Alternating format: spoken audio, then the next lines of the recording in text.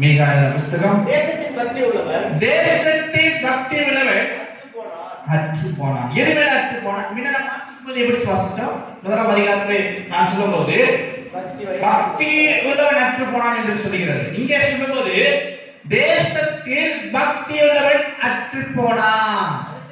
அப்ப சொல்லப்படுகிறது தேசத்தின் மேல் உள்ள பக்தி என்ன பண்ணல. எத்தனை பேர் தேசத்துக்கு ஜெபிக்கிறீங்க? அல்லேலூயா. ஒருவேளை தேசத்தின் மேல உங்களுக்குள்ள ஒரு பக்தி இருந்தா அந்த தேசத்துக்கு மேல மன்றாட்டத்தை ஜெபம் என்ன பண்ணணும்? ஆண்டவரே உங்களுடைய ரட்சிப்பின் சுவிசேஷத்தை நான் என்ன பண்ணேன்? பெற்றுக்கொண்டேன். நான் பெற்றதை பல பேர் என்ன பண்ணணும்? பெற்றுக்கொள்ள வேண்டும். நான் எப்படி இப்படியே பலவர் ராஜ்யத்துக்கு சுதந்திரிக்க முடியும்? என்ன நீங்க தெரிஞ்சுக்கொண்டீங்க? இந்த தேசத்துக்கு ஜனங்கள் என்ன பண்ணுறீங்க? ரட்சிக்க தெரிந்து கொள்ளுங்க. தேசத்துல பாவம் பெருகுது, விபச்சாரம் பெருகுகிறது, கொலை பெருகுகிறது, அநேக கற்பழிப்புகள், அநேக அரஸ்மெண்ட்ல பெருகுது. இதுக்காக யார் ஜெபம் பண்ணுவா? இதுக்காக யார் வேண்டுதல் செய்வா?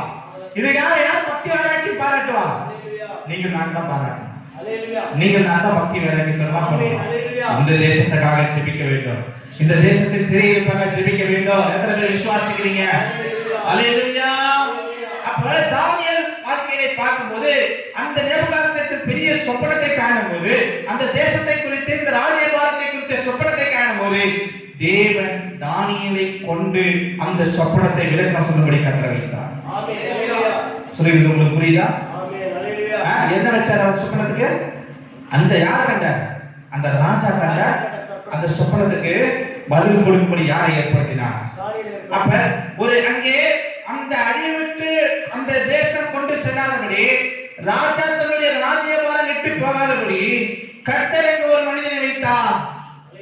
அந்த மனிதன் தான் தானியேல். எத்தனை விசுவாசிக்கிறீங்க? அப்ப கர்த்தர் உங்களையும் உங்க பட்டணத்துல வச்சிருக்கிறாரு. இந்த தேசத்துக்காக ஜெபிக்க வச்சிருக்கிறாரு. இந்த தேசத்துக்காக அழுது புலம்ப வச்சிருக்கிறாரு.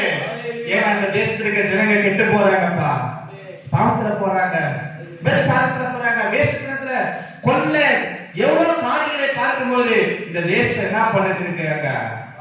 ஆமா, இதுக்காக தான் கர்த்தர் உங்களை தெரிந்து கொண்டிருக்கிறார். இந்த பக்தி வைராக்கியம் அதான் மிக தெளிவாய் சொல்லுகிறது. தேசத்தில் பக்தி என்ன பண்ணிட்டு இருக்கா? நீங்க எப்படிப்பட்டவங்களா இருக்கீங்க? நீங்க எப்படிப்பட்டவங்களா இருக்கீங்கன்னு யோசிச்சு பாருங்க. நீங்களான நானும் தான் ரெண்டு பேரும் இந்த தேசத்தில் பக்தி உள்ளவனாய் மாற வேண்டும். இந்த தேசத்தாக திருப்பல நிற்கவனா மாற வேண்டும்.